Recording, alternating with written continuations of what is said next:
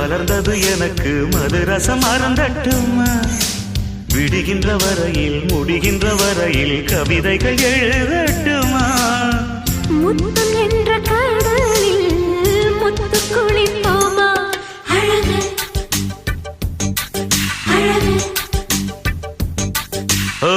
நீ நடந்தால் நடையழகு அழகு நெருங்கி வரும் இடையழகு அழகு வேலெறியும் விழியழகு அழகு பால்வடியும்